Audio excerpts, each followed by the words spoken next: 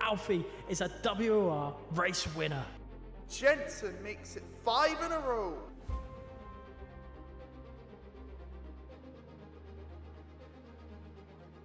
Danny Berejnay wins on debut. Shinaka returns to winning ways in WOR.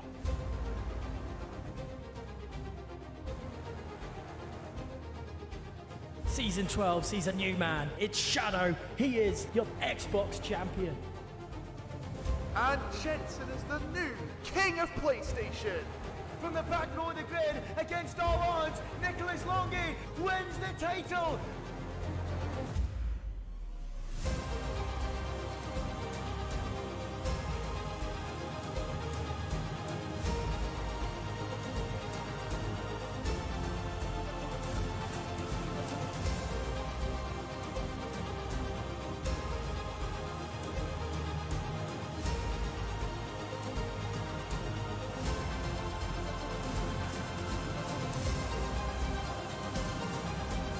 Goes past the safety car. What has gone on here? Bourbon spin, stunning move from the Spaniard. He's taken out Rambo. Here comes Longy. We're going 4 wide down to turn 1. Oh, he's taking him out. The champion run is complete. Sonic to the inside. Shadow wins at Brazil. Absolutely sensational.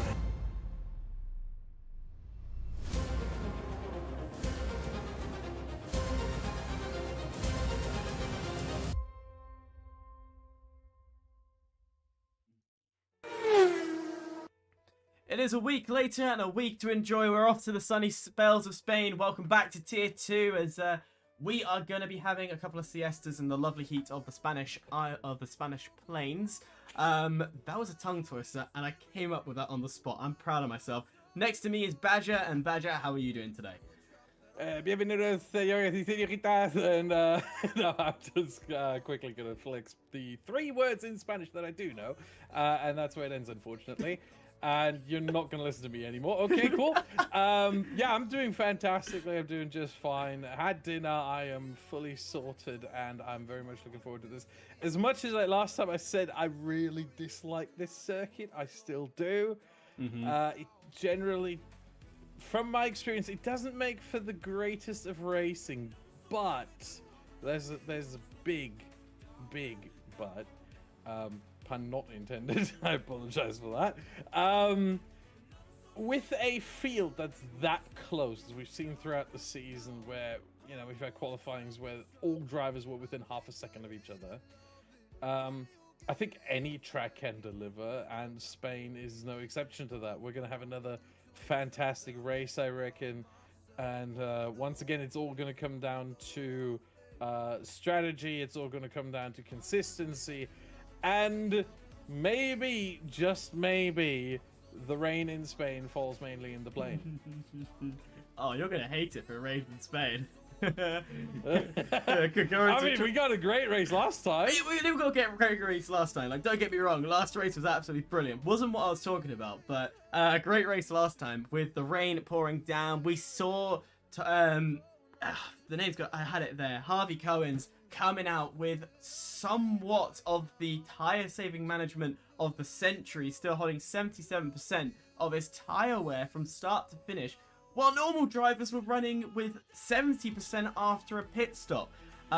He still hasn't released anything, so we will press him, we'll prod him, and hopefully he says something. It won't happen when you find something that is that overpowered in certain situations, like it is in rainy conditions, especially if you have a full-on rain race, and the esports season is going on, and the challenges are going to come up afterwards. You're not going to release this now. You're going to wait until, at the very least, end of December, maybe January, February, after challenges are over, and then you're gonna be like, okay, now we don't need this anymore. Now we can just tell everybody.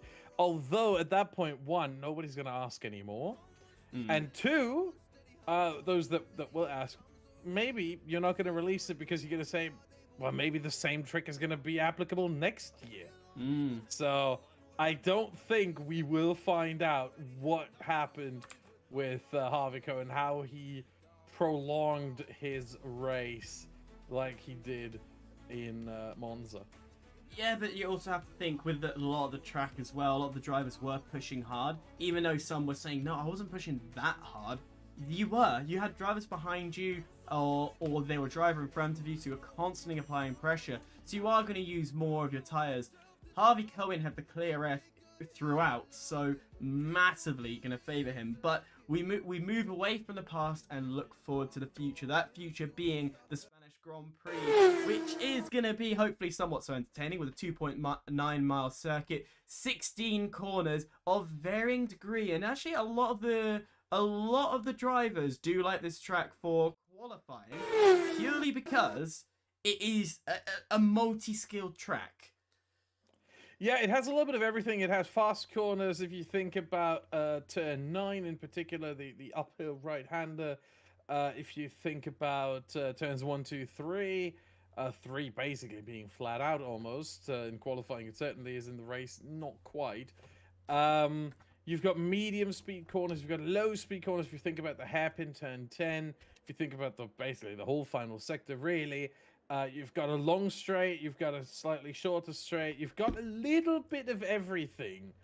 Even a chicane in there at the end. I know people don't like that one, but it exists, it is there. So you get a little bit of everything, and so this track is most suited to the well-rounded drivers, the ones that don't specialize in one kind of track or the other, but that are very good at everything. This is, it's sort of like it is in real life these days. Do you specialize in one thing in particular, or are you more of a general kind of person that can do everything okay to good, but nothing really great? And this is the kind of circuit where the general skill comes into play, where like literally everything that you can do is going to be required. Yeah, just to know about this track, of course, this is probably the first time, to my knowledge, we're actually going to see this track under its new layout. This being the Turn 10 reprofiling, designed to be a lot more quicker, and to basically not slow the drivers down, continue the battles a bit further. And you mentioned about, of course, we all hate Turn 14 and 15. Now, it has been explained in Real World F1 to the reason why that is there, and that's purely because the speed you enter through into turn 13, if you try and continue that through that outer section, you'd be carrying so much speed through turn 14 that there is potential, of course, to fly off with every corner. But you look there, you can just see there isn't that much runoff, so you would put the drivers in danger for the real world. Hence why they don't use the alternative route. I know it sucks, but Spain and Catalonia aren't going to change that for safety reasons. I actually don't buy that, even if that is the explanation. We have much more dangerous parts of circuits than that. If you think about really all of Monaco, let's be honest here.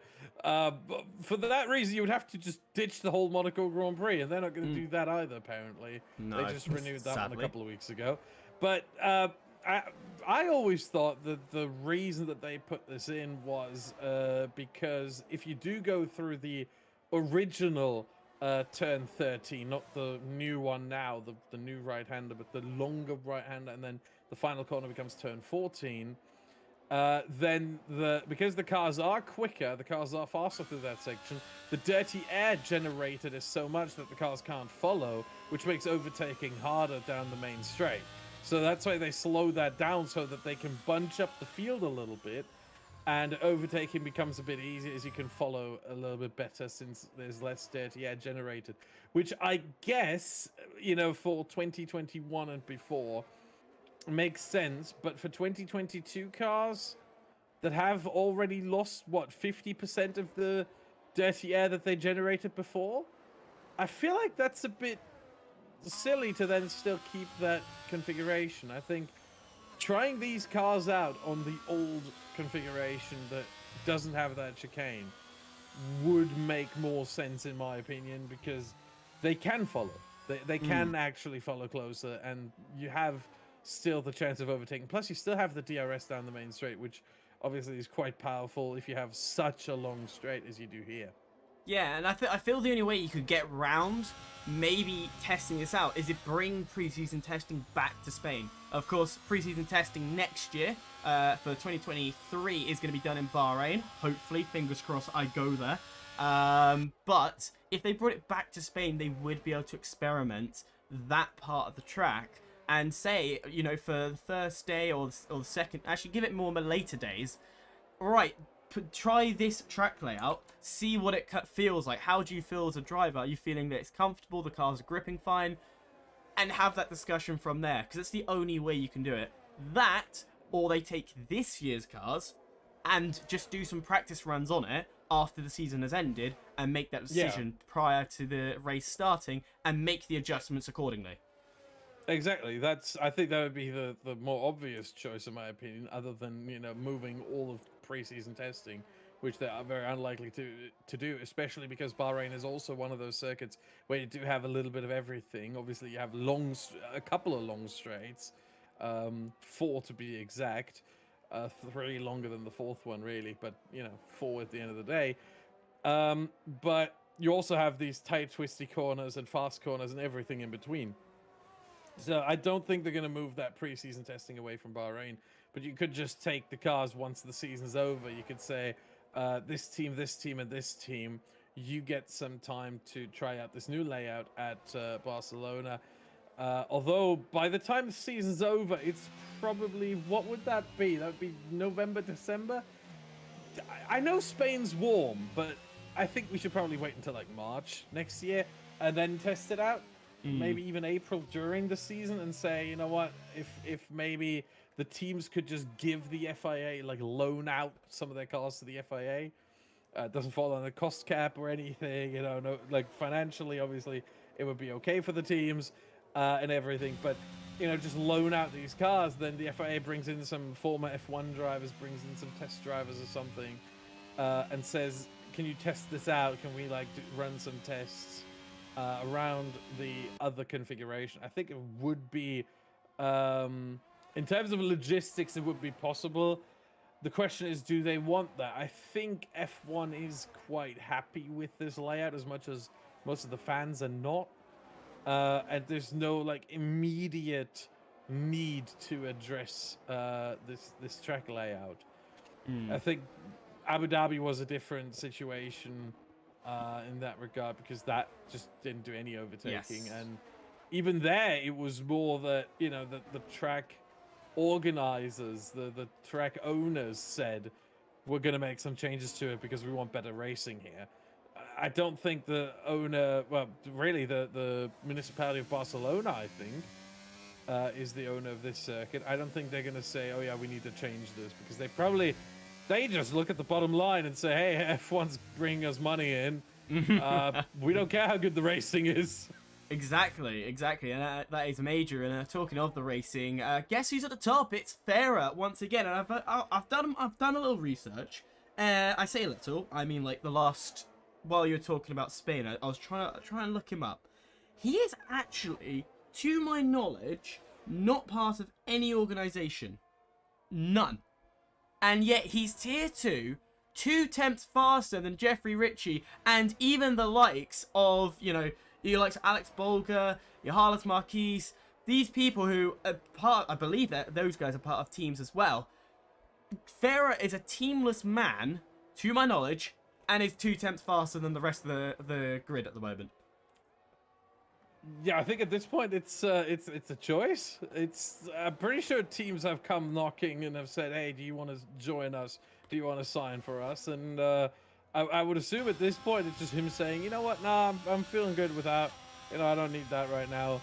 And maybe he's just holding up for a bigger team, for a bigger organization, for one that is in F1 esports or has close ties to F1 esports. And other than that, he just says, you know what, I don't really need this, you know, which I can understand looking at some of the top league racing teams and having spent some time there myself within some of those organizations. It's a lot of drama. It's a lot of nonsense. And, you know, if you don't want to put up with that, fully understandable. Absolutely. Yeah, I'm not saying. By the way, I'm not saying all of it is nonsense. Like there are reasons that those organizations exist. No, because I know some people are gonna take my comments out of context on Twitter and share some Woted. 3-second clip. You know, I already know that's gonna happen. Left it meanwhile goes P1 in the Aston Martin, beats Ferrari by about 300ths of a second. But yeah, you know, there's a reason for it, but there's also a lot of drama involved that, you know, some people just don't want to put up with. I think Berlin Ferrari is that kind of guy. He just wants the racing to do the talking for him. Yeah, and I fully understand that, being in organisations myself, and quite a lot of them, not only for Formula One, I've been in organisations for Counter-Strike as well, and there is a truckload of politics that come behind organisations, and my last one being...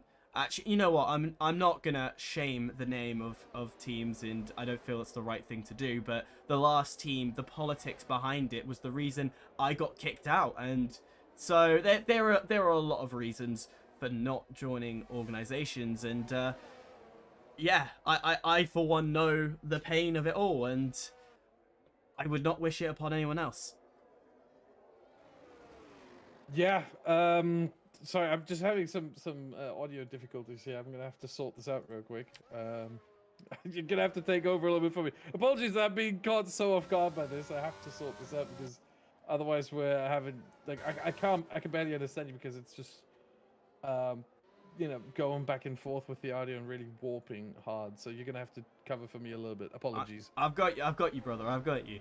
At the moment, so to bring us back to the actual racing and what we're seeing on the screen, which is been a bit of a shuffle around. We saw Jeffrey Ritchie P2 at the first stint of the qualifying, now down to P6 after the second round. Farah has been demoted from pole position, lefted, taking that position by 0.03 of a second. He has gone faster than Farah. Jed Norgrove down in third. He's nearly a 10th and a half. With the rest of the pack following behind quite closely. So we're seeing quite a close pack amongst third and below, but the front two showing they've got that better pace off the get-go. Hudson Paul currently on our screen, not able to improve. He's going for the alternative timing by going out a slightly bit later, reducing the number of times he's going to be out on track. And I believe we're going to switch to Farah because he's just started his lap. And this is the man who's put in qualifying paces like no other. So we look forward to see what he does. As has my beautiful co arrived back yet? Yes. He has. Apologies, I just had to quickly restart my audio software and it did the job immediately. So I wait, don't you're know saying what that's... exactly happened there, but your voice was so warped for me. It was weird. I was gonna say, is this not your voice? Are you like using a voice changer now or something? Audio software? Wait, what? Oh no! This is no. It's an audio software. Some of you may know Elgato, and I use one of their microphones that has a software that allows you to split all the inputs and outputs and everything. It really makes it very nice to manage different audio sources separately. So that's what it is, and that seemed to have malfunctioned slightly and warped your voice in a very weird way. But it's all fixed now. We're all good, and yeah, no, but that is my voice you're hearing. all right, okay, just checking if there's not some imposter walking in. That reminds me, I need to update some of my stuff, but it's working, so we keep going. Jed Norgrove currently on his time lap as Farah did make a mistake on the exit of turn 15, which then he instantly dived into the pits. He knew he was going to improve on the time. And especially when the timings are super close, every second counts. So Norgrove on his lap, what can he do? He didn't see his delta time because I was talking about something else, but heading through, coming up to turn 9 here, critically an easy area to invalidate if you just run it just a little bit too wide, luckily keeping it within the lines.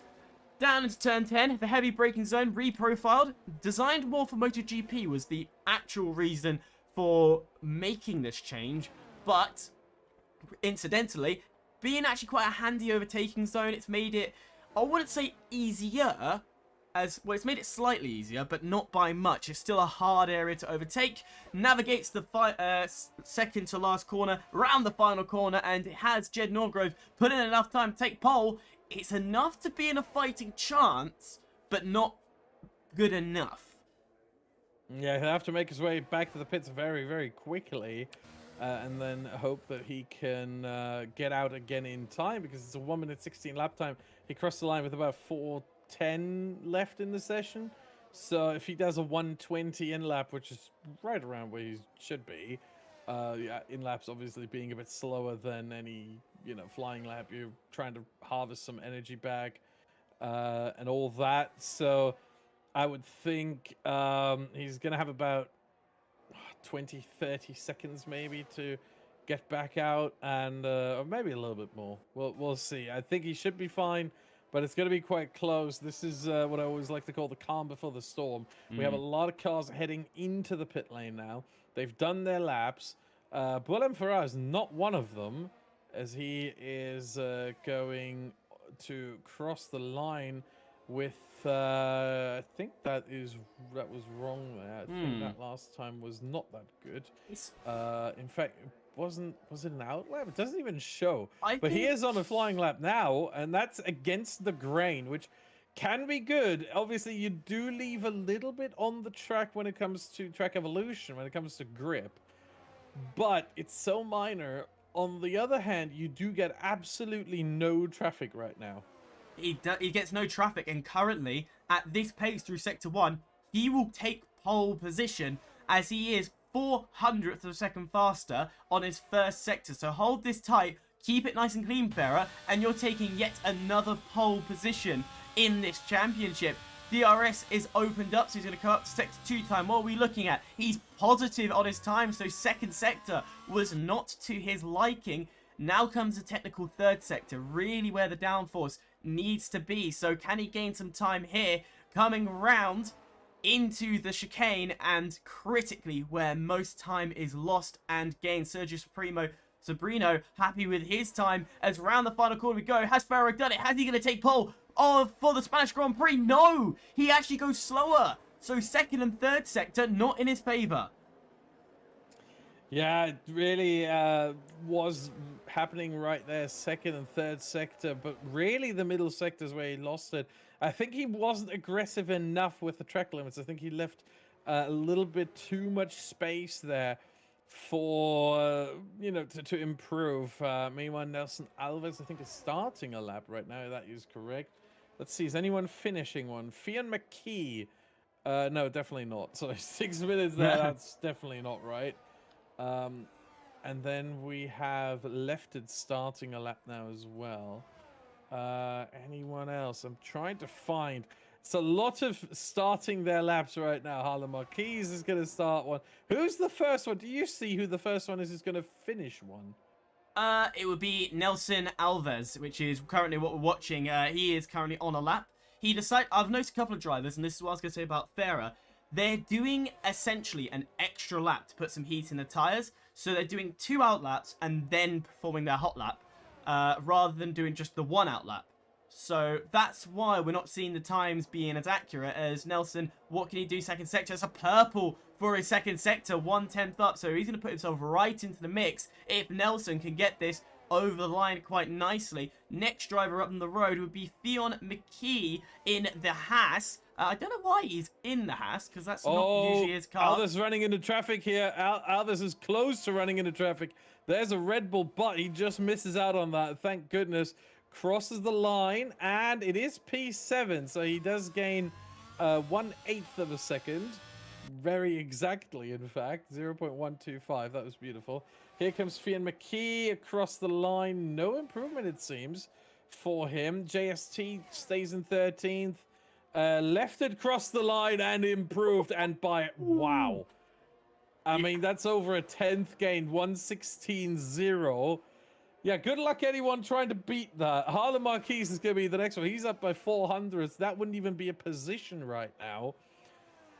Did he gain more in the final sector? He did, and it's P8 for Harlan Marquez. After that, Leroy Brown takes it away from him straight away. Fritzen 16th. Then we have Mark Schluter goes second. Beats his teammate Willem Farrar right there.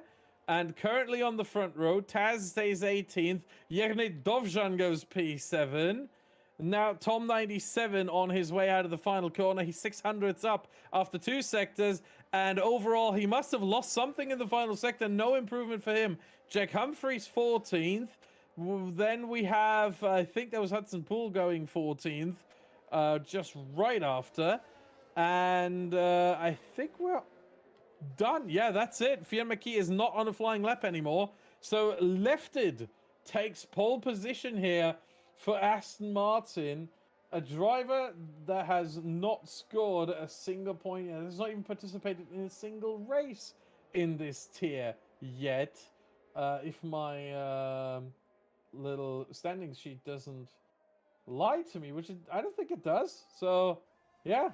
First race for Lefted in this split, in this tier, and it's a pole position.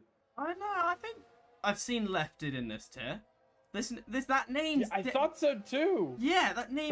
That's why I'm surprised. But I've seen Lefted around everywhere. Like he used to be a couple of years ago. I think up until like 1 year ago or so, or half a year ago, he used to be on Xbox, and he was very, very strong on Xbox. Always tier 1, always at the top. So yeah, I've seen the name around obviously quite a bit, but I'm not sure. I thought I saw him in this tier a race or two ago, but the standing sheet says he wasn't, so I don't know what to believe right now. That is odd, because that name has rung a bell, but hey, he's got pole. That's all we care about is what a run by him. And you mentioned some of the being known in the Xbox scene. There are lots of drivers coming from the Xbox, the PlayStation scene, moving into the PC. All because they want a spot on the F1 esports teams, and that's the way to go. Make your name known on the Xbox PC and transfer over. Perfect example is Thomas Ronhart.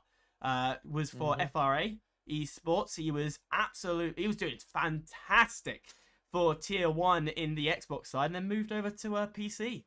Actually, I think he still does both. He might as well, yeah. It's generally a good idea to start off on either Xbox or PlayStation, which is competitive. Both of them are very competitive, but not as competitive as PC, where all the esports drivers are, where almost all of the challenger drivers are.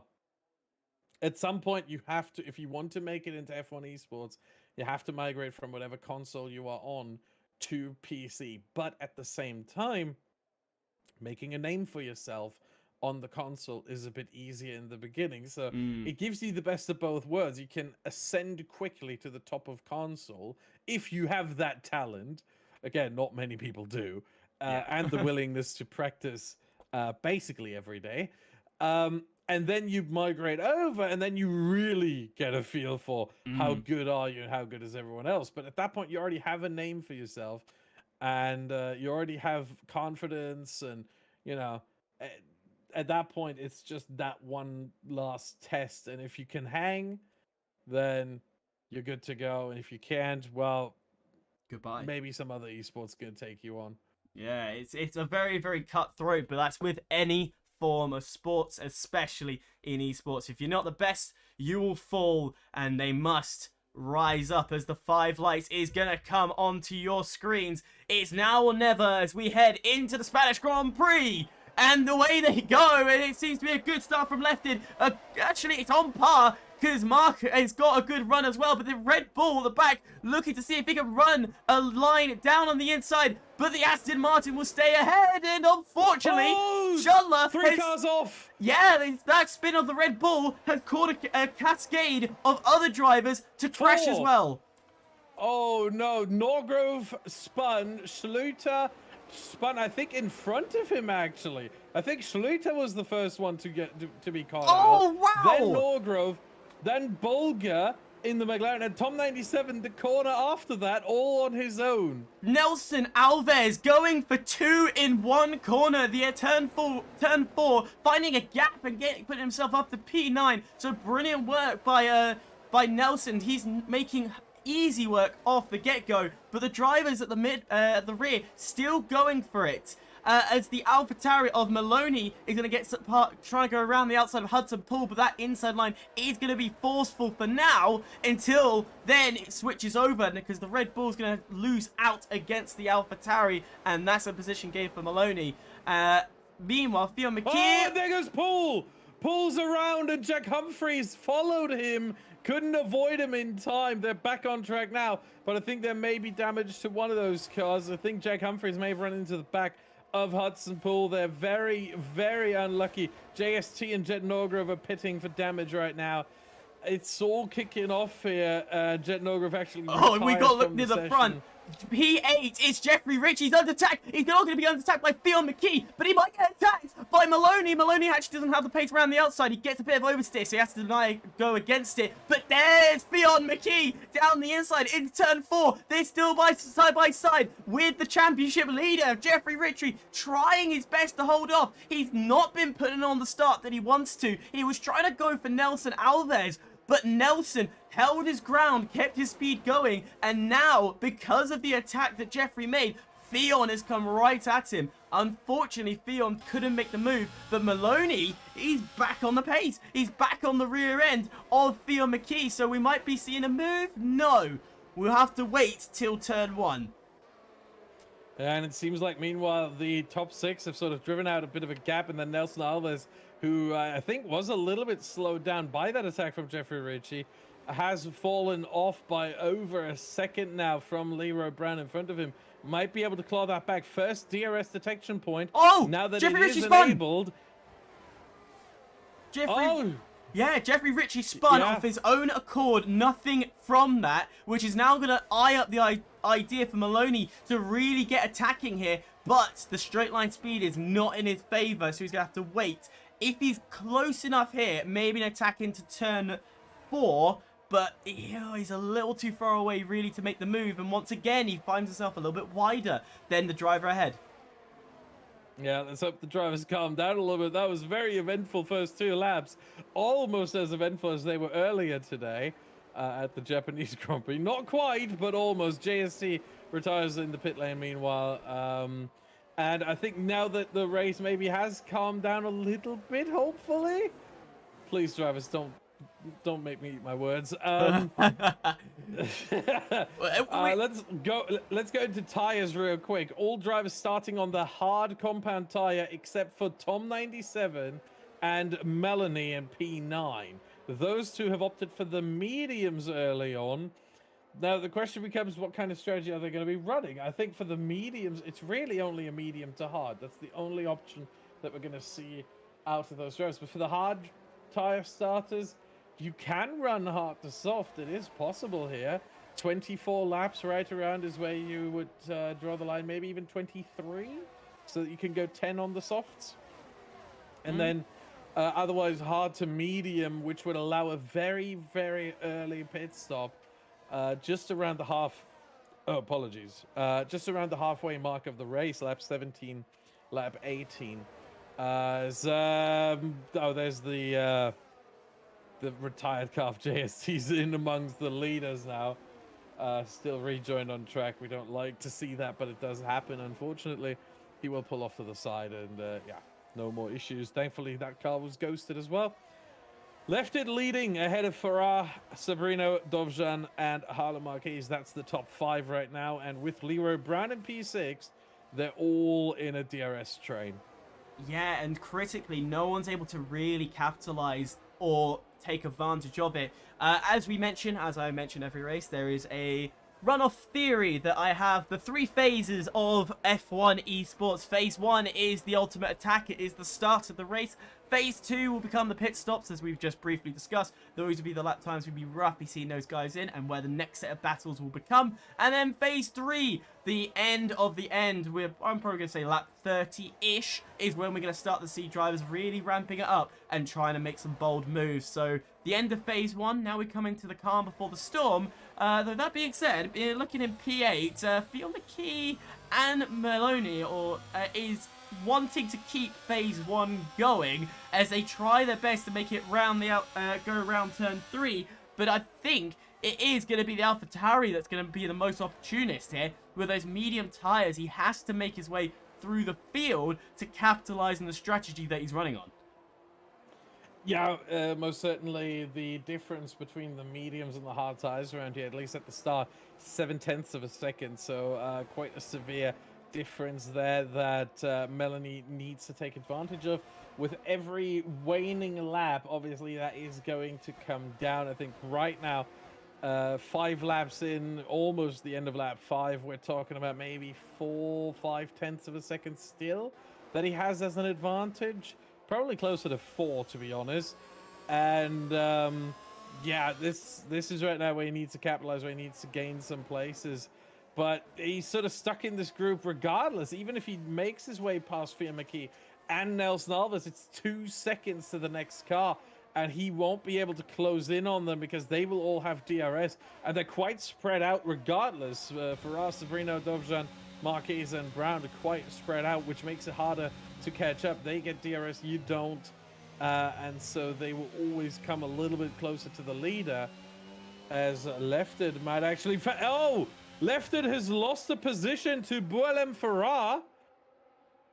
There must have been something going on the exit of turn 3. He seemed to have just dropped time. Maybe exit of 2 that he got a little bit of oversteer on. And Boalem Farrar says, well, you know, in for a penny, in for a pound. I'll take that position off you.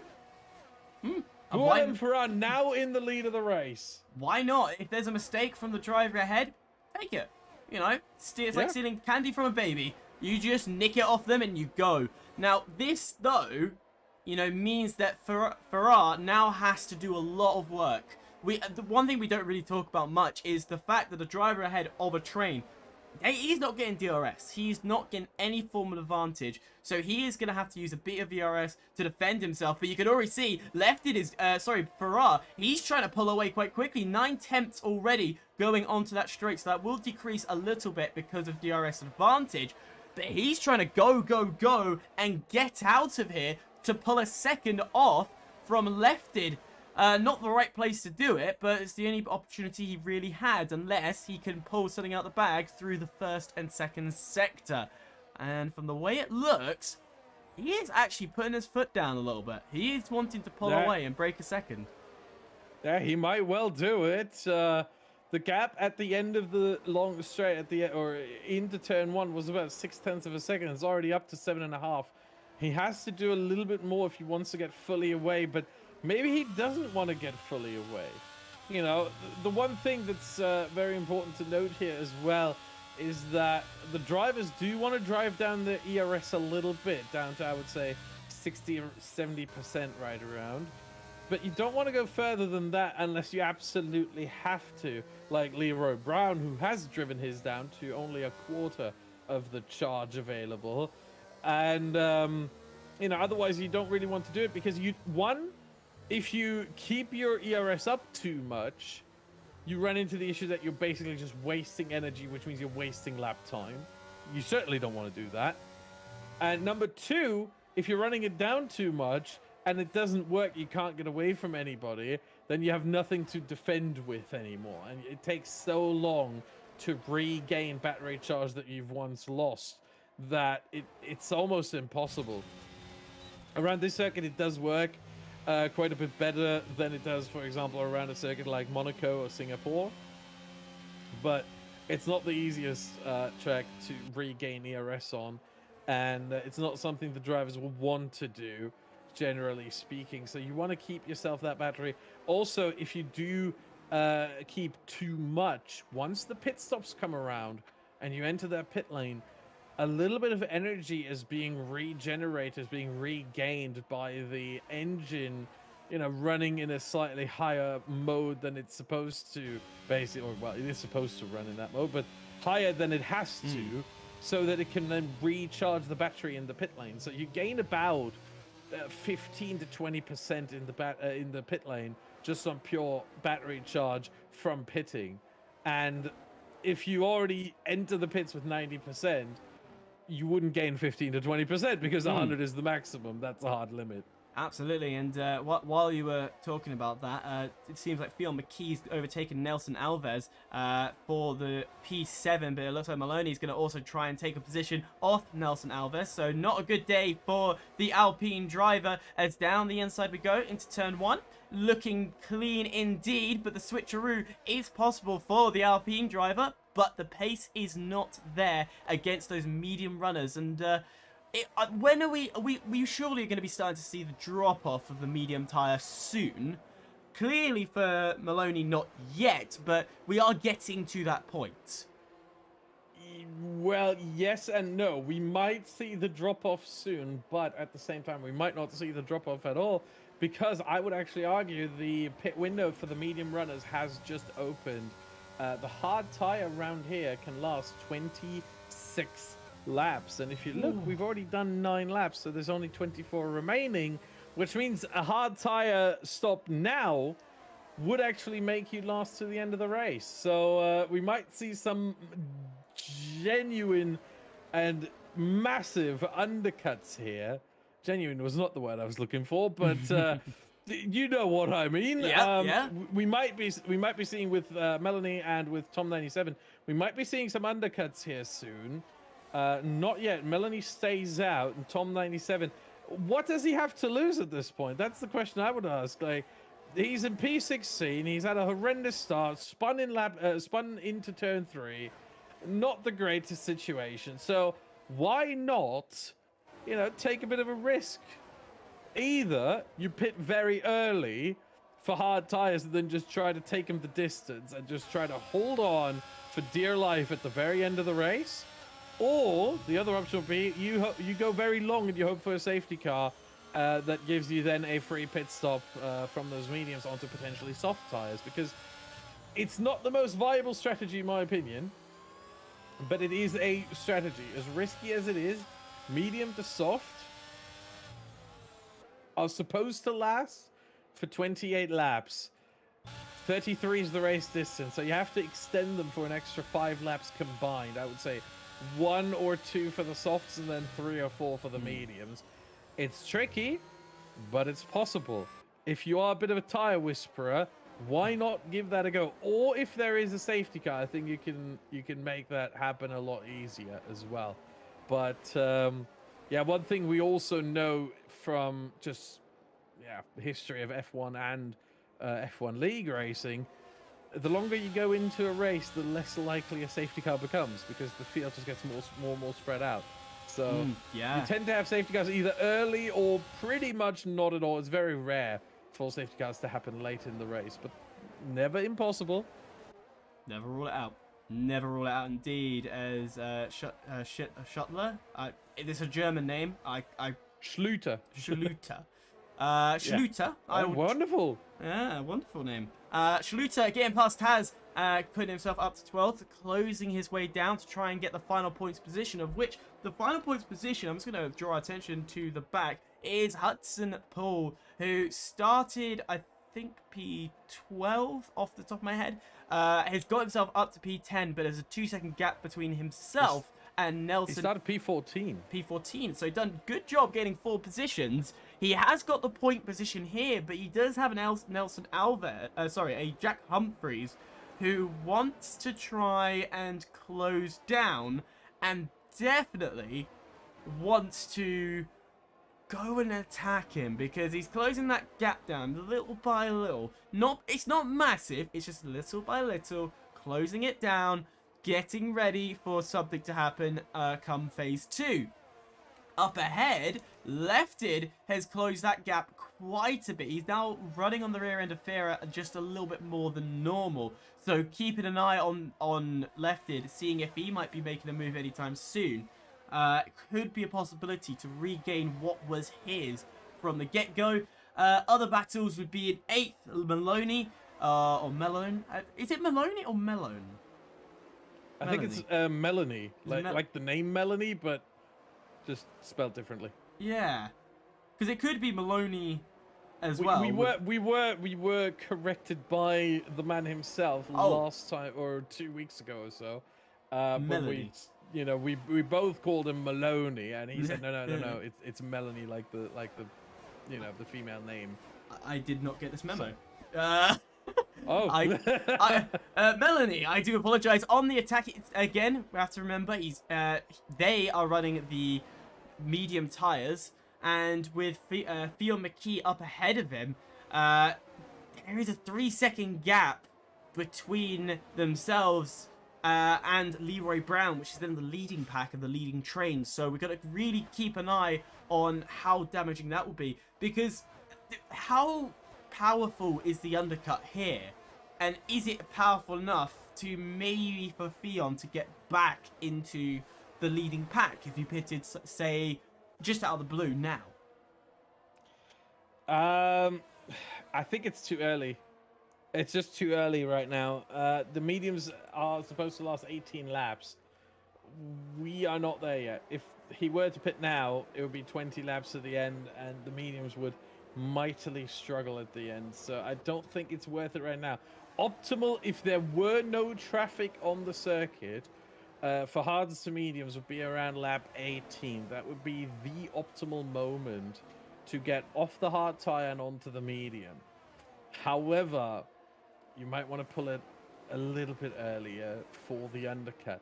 That being said, what we see with the tire warming being different this year, that you can only warm the tires up to 70 degrees Celsius, which is not in the operating window of the tire, is that a 1-lap undercut is actually not powerful at all. In fact, it hurts you. You need at least 2 laps in order for the undercut to work, as Melanie does pit now, and that's going medium to hard here, and that is an undercut that is powerful.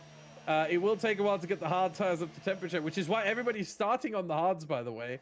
The alternate strategy has become the main strategy around most circuits, because it is harder to warm up hard tires than it is to warm up medium or even soft tires. So they warm up much quicker, and you know, at some point too much maybe, and overheat, but they warm up quicker, and you lose less time after a pit stop by just warming up the tires as you do with hard tires. So Melanie will take a little while here to get on to pace. We'll be dropping a couple of tenths. There's he warming, or you don't see, but he's actually driving snake lines. He's actually warming his tires right now under race pace, just to get some heat into them. And we will see this, I think, with Tom 97 as well, if he doesn't go on to softs, if he doesn't risk it. But this is such a massive undercut now that it can actually work. It can actually gain him quite a few positions. He just needs to hold on for dear life once all the opponents are pitting. Yeah, we'll keep an eye on Melanie and see what happens. Nobody... Oh, wait, no. Hudson Pool's in the pit, so he is going to say, you are not going to capitalize on the pit stop strategy. So here is... Where is he? I'm trying to find him on my stupid keyboard. 17. There he is. There is Melanie. Is he going to pull ahead of the Red Bull? You can see him on... He's just at the top of the screen. Has the undercut worked brilliantly? It will, even with 1 lap. So Melanie defends his position for this time, and now those tires are going to come up to pace, and this is where we're going to see some of the position gained. And Hudson Pool... Look at the gap. Look at the interval gap right now. It already went up from 1 second to 1.5 just on pit exit, because those tires are not up to temperature yet. 1.6, 1.6. Look at it rise. 1.7 already. 1.8 incoming. There it is. There it is. It's happening. Let's go back. There you go. 1.8. There's no traction on these cold tires, and it takes a little bit, but the mediums will heat up quicker. So I think we are at the point where the tires have reached 80 degrees Celsius, which is the operating window, the start of the operating window for them. So I think at this point, Leroy Brown should be fine. Leroy Brown from the front pack deciding, you know what, it's time. It's time to upset people. Jack Humphreys also pitting as well, trying to cover Melanie. And then here comes Melanie once again. We're going to keep an eye on their pace. I think Leroy Brown should be okay. But it's gonna be Jake Humphreys that will not be okay. Sorry, Jack Humphreys. As there you go.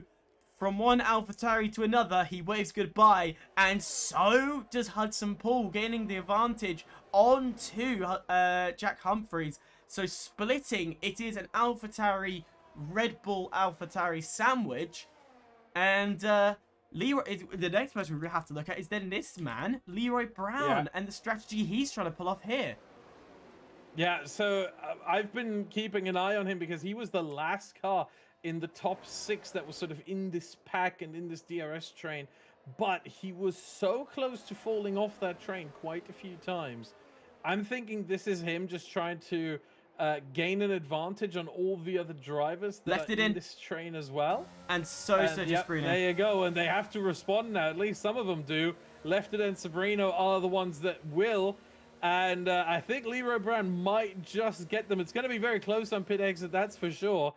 But yeah, he had to really try something different because he didn't seem to have the pace to just fully be able to follow. He used a lot of battery in the first stint. So I think Leroy Brown here made a very good call to try something different. It won't work out, but he's a lot closer. And that one lap of difference has left it has a penalty. Where did that happen? And what happened? And oh my goodness, that's a 5. Oh no. Oh, did he cross the white line? No, he sped on pit entry. Oh, he was too fast. He was too quick. He was too eager. And he got himself a 5-second time penalty for speeding in the pit lane. Unless he can somehow prove, unless he's got a recording that that was given erroneously, there are very few instances where the game can give you a penalty despite you running exactly 80 kilometers an hour. It's very, very rare, but it can happen. Unless that's one of those rare circumstances, that 5-second penalty will stand and is probably not very appealable by Lefted. So very, very tough situation there. And Leroy Brown is all over him. Only half a second. The top 3, top 4 are pitting now. Taz has to stay out because his teammate Nelson Alves is in. So can't really do much. Double stacking doesn't really work on this game. No, it doesn't. And now here comes Lefted. It's the opportunity, the moment of truth. Has Farah kept ahead of Lefted? It's going to be close. It's going to be interesting. As down the straight they go. There he is. Oh, no, it's not. He's got ahead. Farah has held position. And critically, the cold tires Lefted could get Dovzhan here.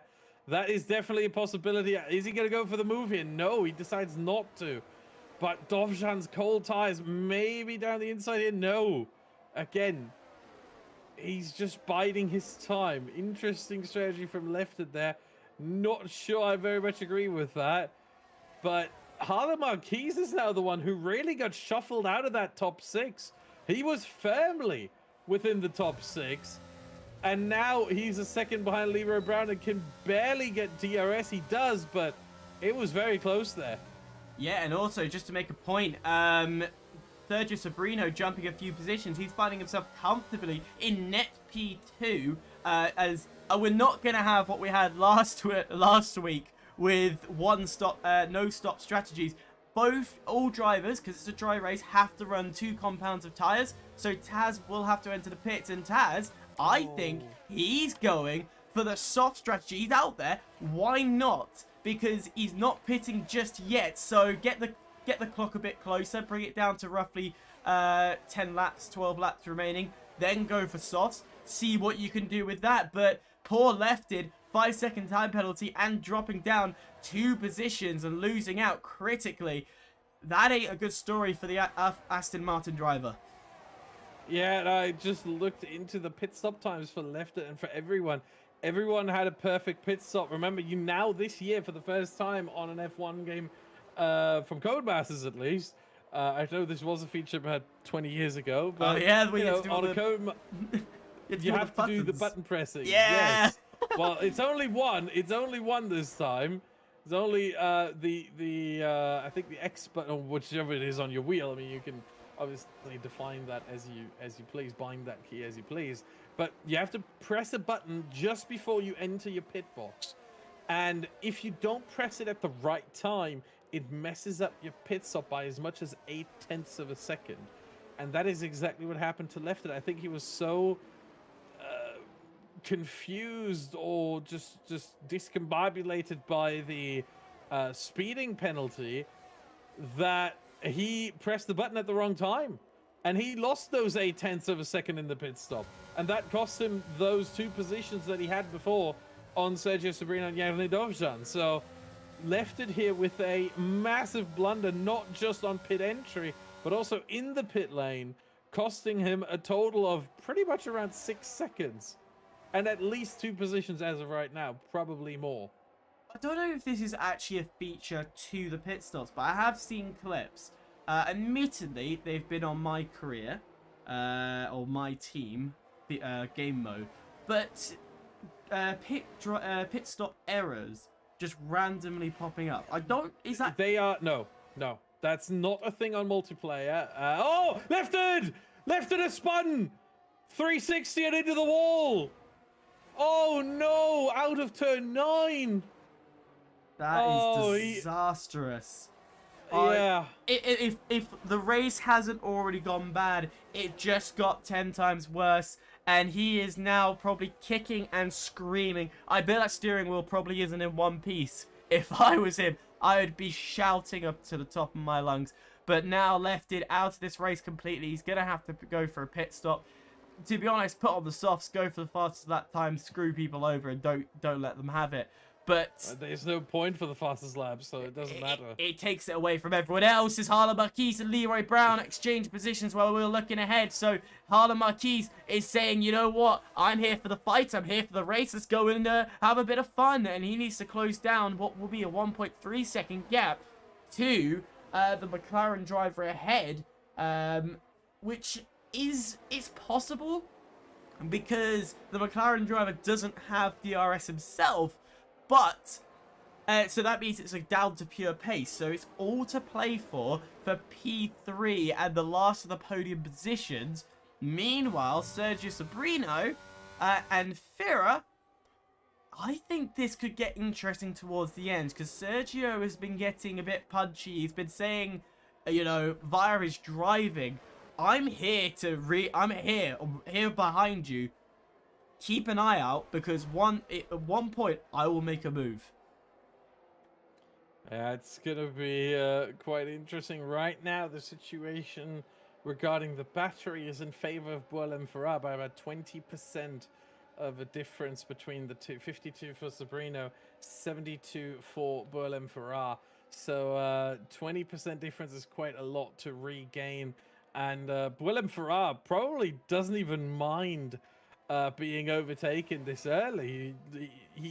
We've seen this time and time before that he really enjoys being in that second spot in the last couple of laps.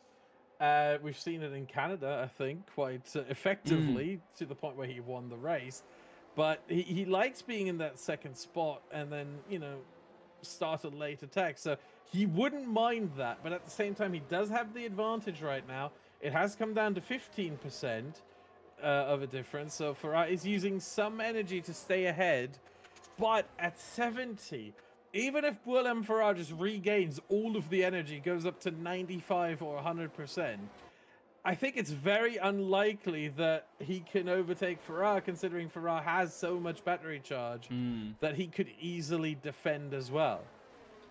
It's gonna be a hit and miss. It's one real push and opportunity that Sergio will have to do. And we know this, we've seen a few overtakes. It's not impossible to overtake, but it is harder than most tracks. The only real good point is turn 1, which they're heading into right now. And if you're lucky, you can continue this through 2 and through 3. And if you're very lucky, get it down into turn 4, which is your second best opportunity. So coming around turn 3 here, and then diving it into this corner here, which is where Lewis Hamilton and Nico Rosberg collided together critically. It was like 2014, was it? 2016, I think. 2016, but it was the critical moment where they collided. Yeah. But if there are opportunities to do it, you just have to commit. You have to kind of not commit fully into turn 1, but commit through the curve into turn 4. Yeah, there's a lot required in order to make an overtake happen around here. And Sabrina probably doesn't fancy a move this early. Again, both drives are really just looking at each other. This is like when you have... I always like bringing it back to the Tour de France because I feel like there's so many parallels that we just don't even think about that are between motorsport and cycling. Like, it's like a breakaway that is already through. They're not. The 1.4 seconds to Dovzhan is not through. But, you know, it's quite close, actually. But they have a decent gap. And then now they start looking at each other going, no, you make some work. No, you do some work. You do some work. And, you know, nobody really wants to do anything. It's sort of, you know, both just looking at each other going, no, you. And that's it. That's the whole situation until about lap 30, lap 31. And at some point, someone's going to start an attack and all hell will break loose. Yes, Mark German names. Mark in P9 is eyeing up the Red Bull, and he's getting very close after the Hudson Pool lost the position to Nelson Alves. We've said Alves' name quite a bit, that Alpine being involved in a lot of action for good reasons and bad, but he is currently P7, so kudos to him. But that Alfa Romeo getting a bit punchy, nearly trying to capitalize on P8 in the rear pack. But that one, this pack here, I feel will erupt first before we see the leaders because of the desperation for getting more points. Now, all the drivers, well, the only two people who aren't in the points is Jeffrey Ritchie and Melanie, who aren't in the points. So they're going to be fighting against Jack Humphreys for P10. So all could be for play for, or as Mark gets the rear end slapping out a little bit. So that eyes up an opportunity for 10th place Jack Humphreys. Whether he will capitalize on it, he might do, as the gap does start to close, but it ain't close enough coming into the first turn. But this battle here, we're gonna have to keep an eye out, because that will erupt, and much like a bad relationship, it will just explode and become a mess. Yeah, most likely. However, right now, to me, the situation looks quite stable because the leading car is the car with the best tires in the group. The second car in the group, Hudson Pool, is the car with the worst tires in the group. So you have a P2 that gets DRS, and then you've got the whole train behind where the difference in tires is quite marginal. And, you know, you've got the leader who's got enough pace to drive out enough in the corners every single lap that he can then defend without using too much ERS and not being too vulnerable. And then you've got the car behind in second that can't really attack, but can't be attacked either. So it seems to me like we've reached a very stable situation here. We've reached a stable configuration in that group, whereas between Farah and Sabrino, yeah, I wouldn't consider that to be stable. I think that is going to burst, and it's going to burst very quickly. A 10th between the two right now. Sabrino has no plans of overtaking just yet, but trust me, it will happen at some point. He's going to fly an attack. In fact, they are now both equal on battery. So Sabrino has caught up. The 20% that I talked about earlier, he's made that up. It is now fully equal. In fact, Sabrina has about 2 to 3% more, but it's so tiny that usually you always measure it in like 5% steps. Other than that, you just round it to the nearest 5%. And if there's no difference, which if I round it, there isn't, then yeah, not really much of a difference. It's so marginal between the two. But Sabrino is now in a much better position than he was just a couple of laps ago. Yeah, Sabrino, it will be now or never. I said lap 30s when we're really No, not yet. Yeah, that's what I'd say. Lap 30s when we're really going to see it, and they a bit further back. I said an overtake was going to happen. Jeffrey Ritchie is side by side with Jake Humphreys. He's made the move down into turn 10, and he's been able to gain the position. So Jeffrey Ritchie and a 3-second time penalty. All that work now undone. Championship leader at the moment. He's not been having a good second half of this season though. Not putting in the points that he needs, as the gap is slowly closing down, though his rivals aren't in the race today. His actual rivals are not in. Well, his closest rivals aren't. Thomas Harvey for Alpine isn't here. No. He is replaced, let me just quickly find this, by Nelson Alves. Harvey Cohen isn't here. He is replaced by Hudson Poole. And Daniel Kjeldsen in the McLaren isn't here either. He has been replaced for today by Jerne Dovzhan. So all three of those are not here. And then Drake Dempsey in the Haas isn't here either. He's the only one who hasn't been replaced at all. Well, it's either him or Tom Lobodash, one of the two, because Fier McKee is the only Haas driver here today.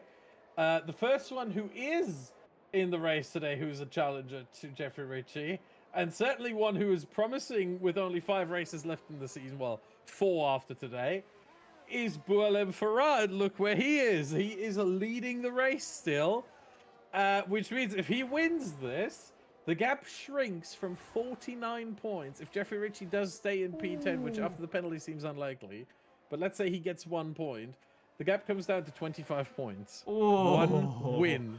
Yeah. All of a sudden, Boalem Farah looks mighty good. And we have to talk about Farah some more because, my goodness, what a season he's had. Wasn't here for the first 4 races because he was in Tier 3. Had a good time there. Jeffrey Ritchie's out. What? Oh, God. Has happened there? What has happened? Can we see the He's car? in the wall in turn 3. Full safety car. Safety car? Is that safety Yeah. car or virtual? That is a full safety car. That is a full safety car.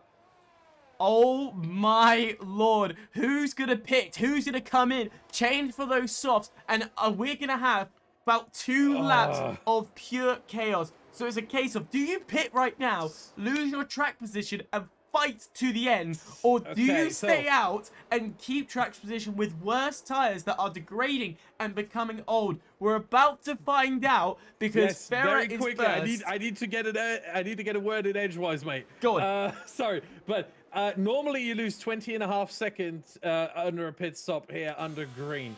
But in these safety car conditions, Sabrino pulls the trigger. Farah does not. Wow.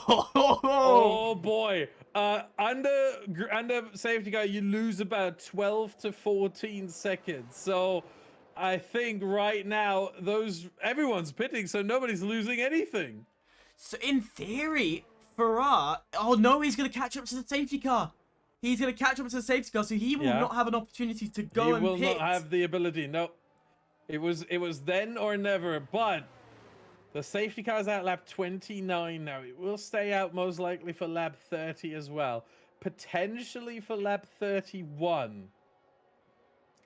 That means there will be 2 laps and there will be no DRS, and everybody can use their ERS battery as they please, because you can't use more than just around 50% per lap anyway. That's the hard limit, really, right around there.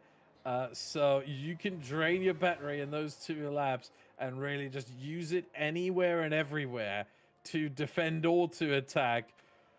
I mean, without DRS, this is going to be so much harder because they're going to have to make these overtakes happen in the corners now. You can't do it just on the straights, because on the straights, the grip's the same for everybody. You're not gaining speed just because you have better tires.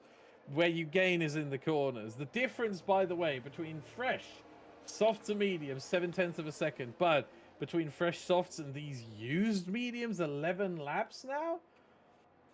Oh boy. I estimate 1.5 seconds per lap. That's quite big. That is a lot. Boalem Farah, by staying out, either he's going to put on a defensive masterclass to the likes of which we've never seen before, or he's absolutely going to be swallowed up by the whole field and he's going to drop down like a stone. Well, we are going to wait and see. I'm mentally preparing myself for this moment.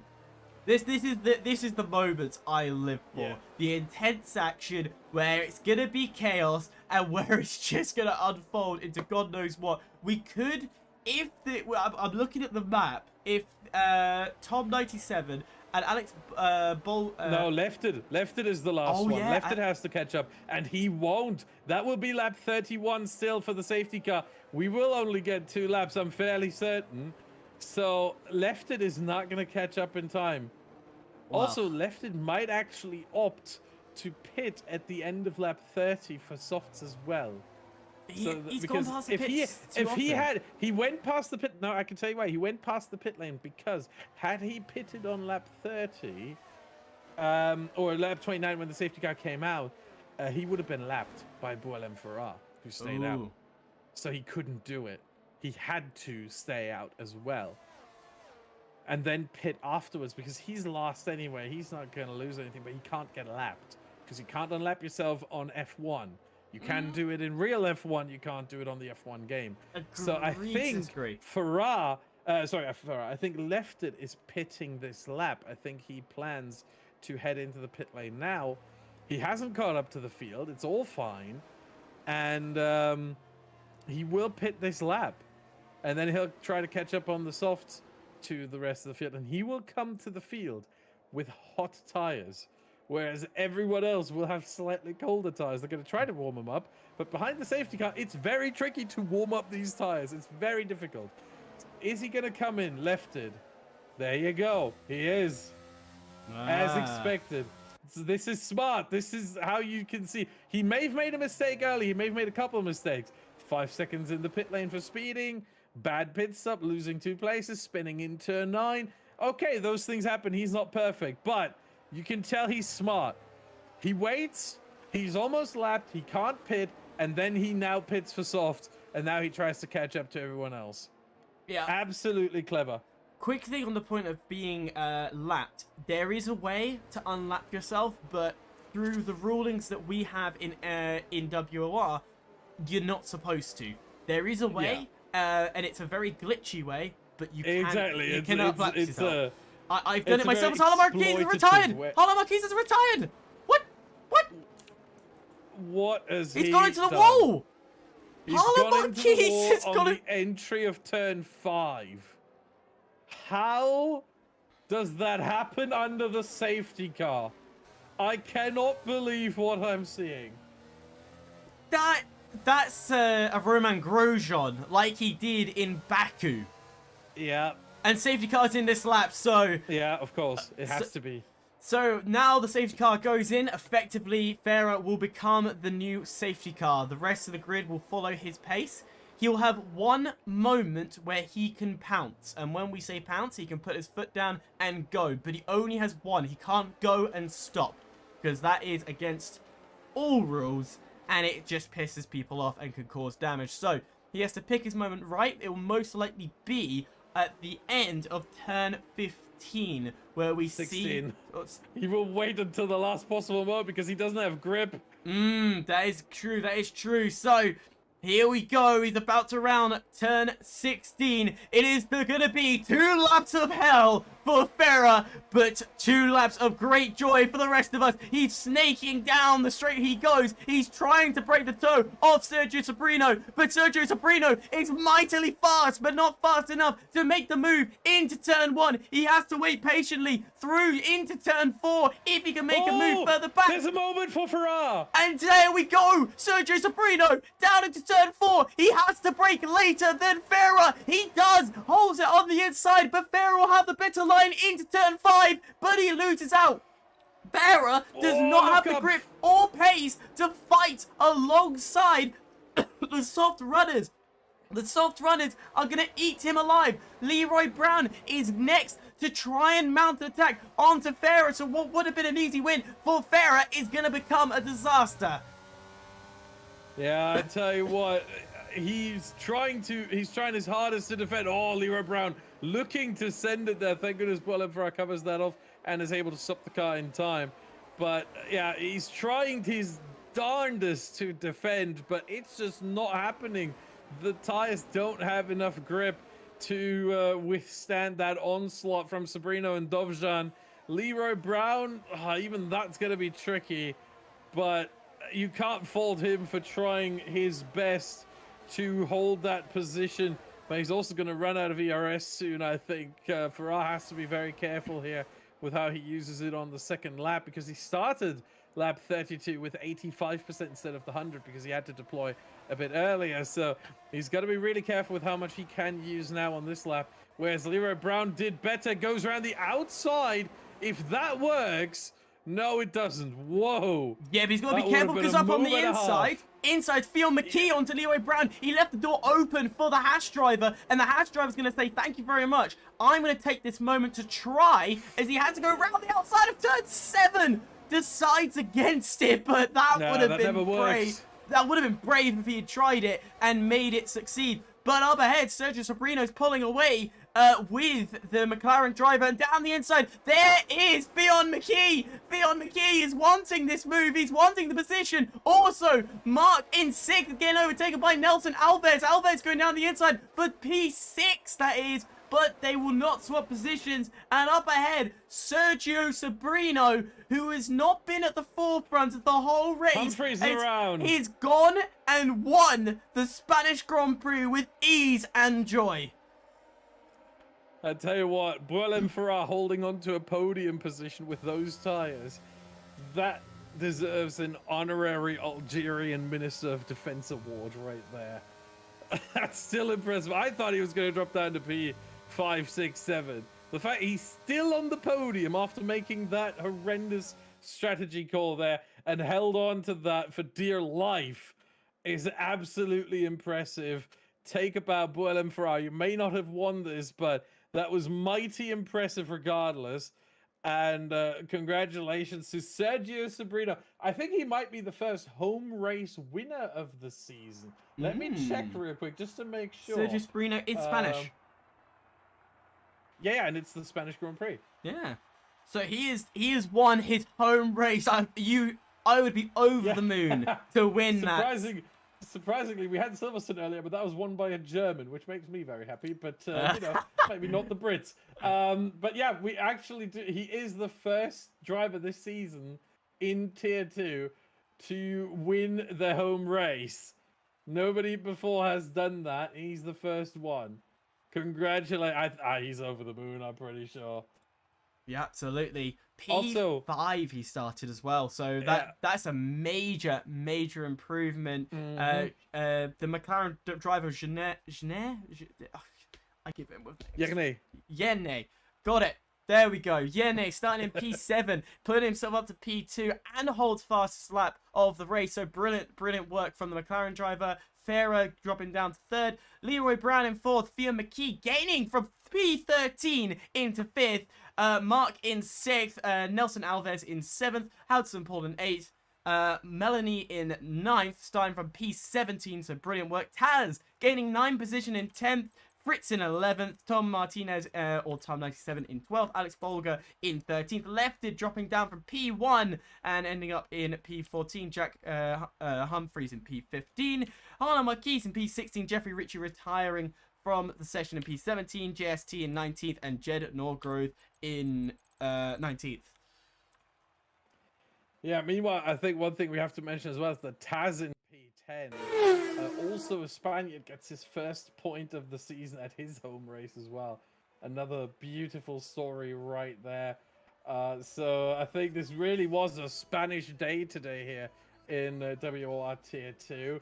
And we do have one more information. That's from Harlem Marquise, who has... I asked him what happened when he ended up in the wall under the safety car. His response, that's his words, not mine. I want to make that very clear. His response was skill issue. So I think it was just an outright driver mistake that led to him ending up. Honestly, kudos to him for owning up to it. I gotta say, like, there's a lot of things where you can say, well, you know, this happened, that happened, I suddenly had no grip or whatever. He just outright says, no, I messed up. What can I do? And I think that level of honesty, that level of introspection is very important for a driver to have. So it will serve him well in the future. But just to catch you, the viewers, up on what happened there under the safety car, because I don't think we caught it on the stream, did we? There is a that's clip. apparently what happened. There is a clip Yeah, already. there is a clip. I'm gonna screen it real quick. If you can. I need to. Oh yeah, he was trying to warm up his tires and gave too much throttle. That's fully on him. Yeah. Oh no. Oh, that's the worst. That is the worst case to do it, and it literally is a replication of George Russell was recently in Spa. I say recently, it was like a couple of years ago. In Spa, he put it in the wall after warming up his tires. You've got Romain Grosjean put it into the wall at Baku. So even some of the top he was also warming up his tires at the time. Grosjean was. Yeah, so it's so easy to do because of how torquey these cars are. You just easily light it up and into the wall you go, and there goes your race and say goodbye. But talking of races and not saying goodbye, is next week we'll be having another sprint race in Abu Dhabi. Yeah, the last one of the season. We've already had 2 at Bahrain and Belgium, but this is going to be the last one. From there on out, there will be no more sprint races. So 33 points on offer for the driver that wins both the sprint race and the main race. So a lot of gains to be made. And just a quick update on the standings. Boualem Farah moves himself up into 4th place now with that P3. He is on 73 points now, 34 behind Jeffrey Ritchie. Sergio Sobrino is up to 41. He makes a mighty jump in the standings. He's had 16 points before, and now he's up to 40. He's got more points today than all season combined. That's quite impressive. And who was second again? I already forgot. Man, I'm getting old. The McLaren driver I can't pronounce. That would be who filled in for Daniel Kiel? Oh, Yannick Dovjan. There you go. Yeah, that's the one. You knew he had one. Oh my God, he had 1 point so far this season. He's now on 19, so he's making a massive jump as well into the standings. And yeah, that is the situation in the standings right now. Harlan Marquez actually threw away a pretty good opportunity to score some points as well. He's on 51. He could have potentially, with a top 3, with a P3 or P4, gotten really close to Daniel Kjeldsen and Drake Dempsey in P4 and P5 in the well, now 5 and 6 in the standings. So would have been a very good opportunity for him, but we talked about the quote-unquote skill issue, and yeah, very unlucky for him there. That happened at the worst time.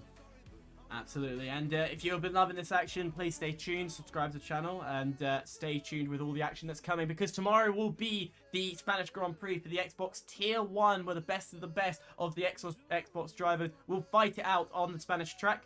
But if you're here for the PC rounds and the PC Tier 2, then stay tuned next week. As mentioned, we're going to Abu Dhabi, where we'll be having the sprint race. That's not just qualifying and race, that's qualifying, short race, and long race, all put into one on the lovely Yas Marina circuit. And we look forward to seeing you all there. Good night to you all.